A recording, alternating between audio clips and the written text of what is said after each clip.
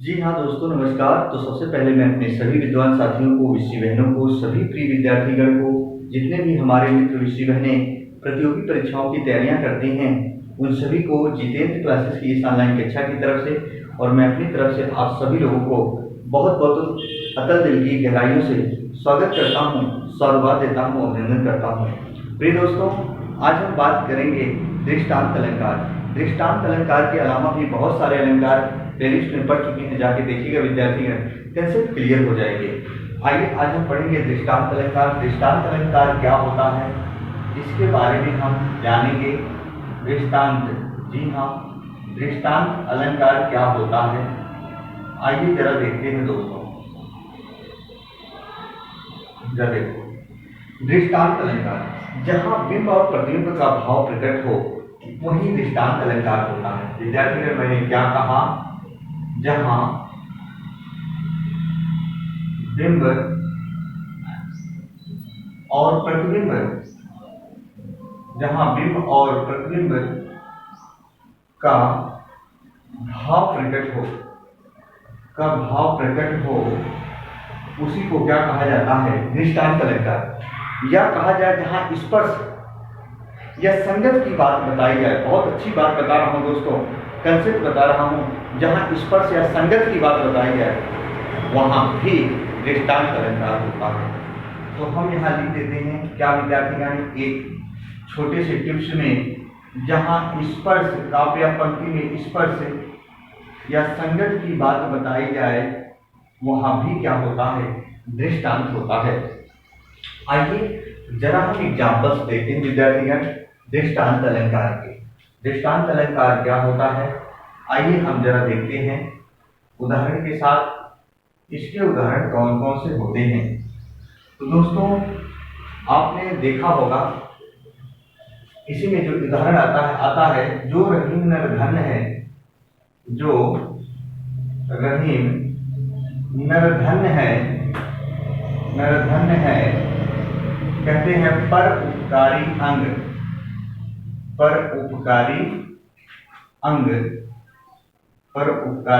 अंग, और कहते हैं बाटन वारे को लगे ज्यों मेहंदी के रंग। जी हाँ, बाटन वारे को लगे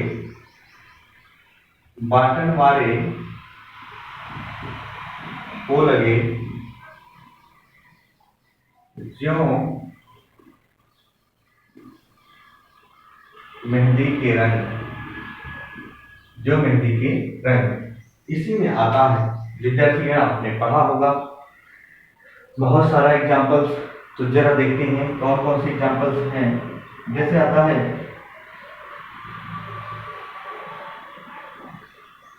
जो रहीम उत्तम प्रकृति का, देखो विद्यार्थीगण अगला उदाहरण,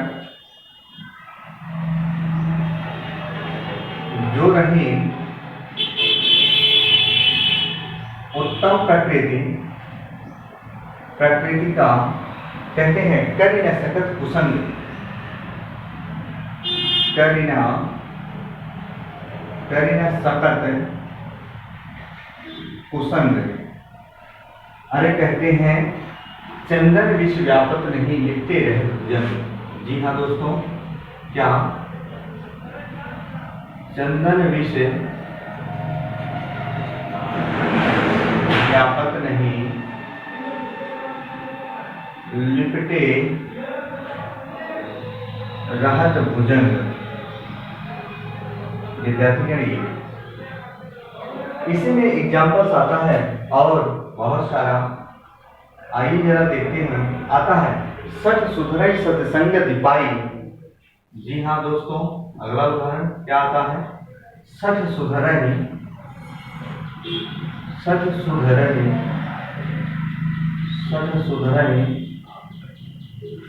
सत्संगति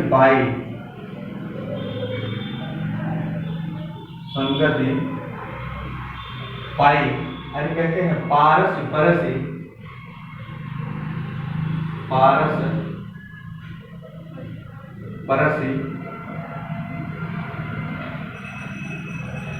उधातु सुहाई। ये जरा देखो, ऐसे आता है विद्यार्थीगण। इसी में आता है निरख रूप नंदलाल को दीर्घ रचे नहीं आन। या देखो, निरख रूप नंदलाल को, अगला उदाहरण आता है, निरखी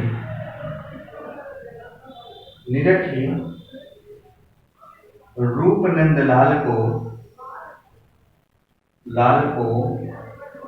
दीर्घ रचे नयान,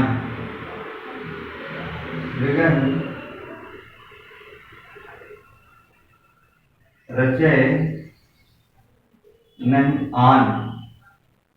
अरे कहते हैं तज पीयूष को करते, तज पीयूष को करते कटु औषधि का पान,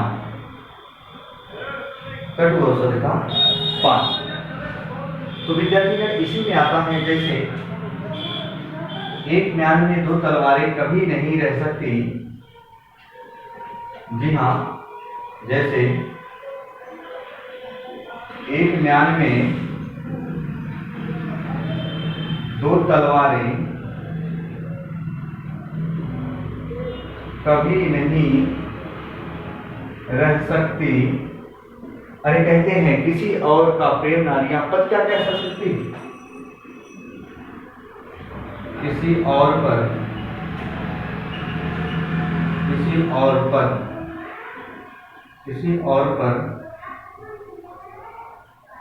प्रेम नारियां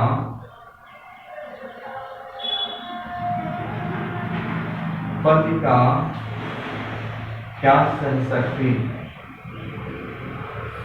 जरा देखो विद्यार्थी गण, इतने सारे एग्जाम्पल्स हो गए। आइए जरा देखते हैं। मैंने कहा था पहचान जहां भी प्रतिबिंब का भाव प्रकट हो, या न समझ पाना जहां स्पर्श या संगत की बात हो। आइए जरा देखते हैं विद्यार्थी गण, कह रहा है जो रहीम न धन है पर उपकारी अंग। रहीमदास जी कहते हैं, अर्थात जो रहीम न धन है पर उपकारी अंग बांटन वाले को लगे जो मेहंदी के रंग। विद्यार्थी गण, रहीमदास जी कह रहे हैं अर्थात मेहंदी जिस एक दूसरे के अंगों के ऊपर चढ़ाई जाती है, जरूरी नहीं कि उसी के अंगों पर चढ़े।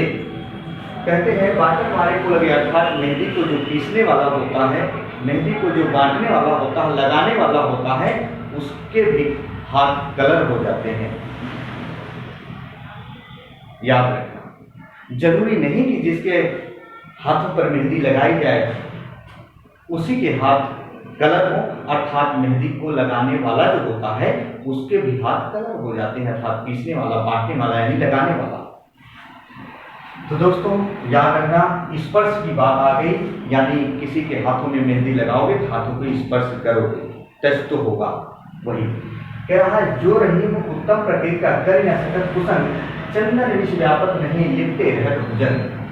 रहीमदास जी कहते हैं जो रहीम उत्तम प्रकृति का, जो एक सज्जन पुरुष होता है, जो एक गुणवान व्यक्ति होता है, जो अच्छा व्यक्ति होता है, अगर उसको कर न सकत कुसंग, यदि उस व्यक्ति को बुरी संगत वाले व्यक्ति के साथ कर दिया जाता है, अर्थात अच्छे पुरुष पर बुरे व्यक्ति का कोई प्रभाव यानी बुरी संगत का कोई प्रभाव नहीं पड़ता। उसी प्रकार इस प्रकार चंदन विष व्यापक नहीं लिपटे रहत भुजन, जिस प्रकार चंदन की लकड़ी पर नाना प्रकार के विषैले सर्प लिपटे होते हैं, लेकिन चंदन की लकड़ी पर विष का कोई प्रभाव नहीं पड़ता।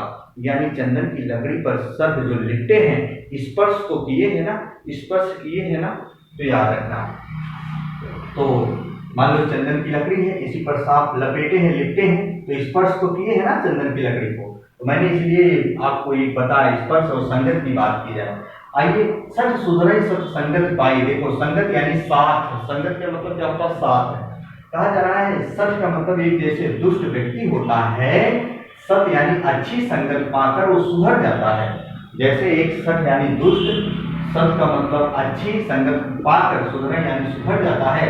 किस प्रकार, जैसे पारस परस कुधात सुहाई, जैसे पारस एक पत्थर, परस का मतलब होता है विद्यार्थीगण स्पर्श, परस का मतलब स्पर्श, कुधात का मतलब बुरी धातु, जो धातु यूज लायक ना हो, काम लायक ना हो, उसी को कुधात कहा जाता है।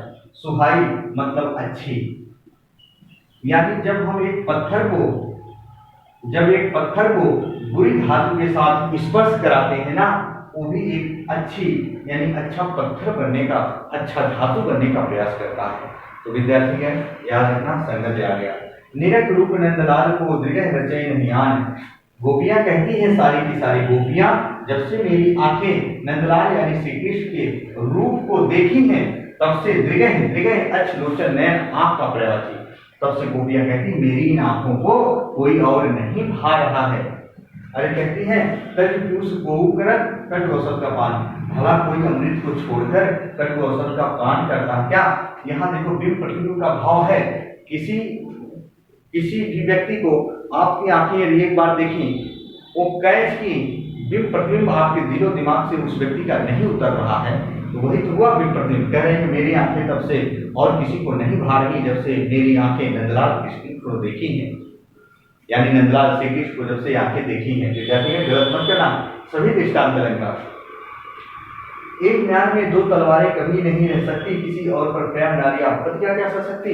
जैसे कहते हैं एक म्यान में दो तलवारें कभी नहीं रह सकती, उसी को लेकर कहा जा रहा किसी और पर प्रेम नारी आपत्ति क्या कह सकती। भला ऐसी कोई भारतीय स्त्री है क्या जो उसका पति किसी दूसरे स्त्री से प्रेम करे। क्या कभी एक भारतीय स्त्री ये सह सकती है कि उसका पति किसी पराई स्त्री से प्रेम करे। ऐसा नहीं हो सकता विद्यार्थी है। तो वही कहा जा रहा है। तो याद रखना दृष्टांत अलंकार होगा। एक बार आप स्क्रीनशॉट में विद्यार्थी है, और यदि वीडियो अच्छी लगी हो तो लाइक और सब्सक्राइब ना करना भूलना दोस्तों, याद रखना। और ये आपको पढ़ के जाना है ना, प्लेलिस्ट में सारी वीडियो पढ़ी है, मैं बार बार बताता हूँ, तो पढ़ लीजिएगा जो भी पढ़ना चाहें। तो वीडियो यदि अच्छी लगे तो लाइक और सब्सक्राइब करना ना भूलें विद्यार्थी। तब तक के लिए मित्रों, जय हिंद जय भारत।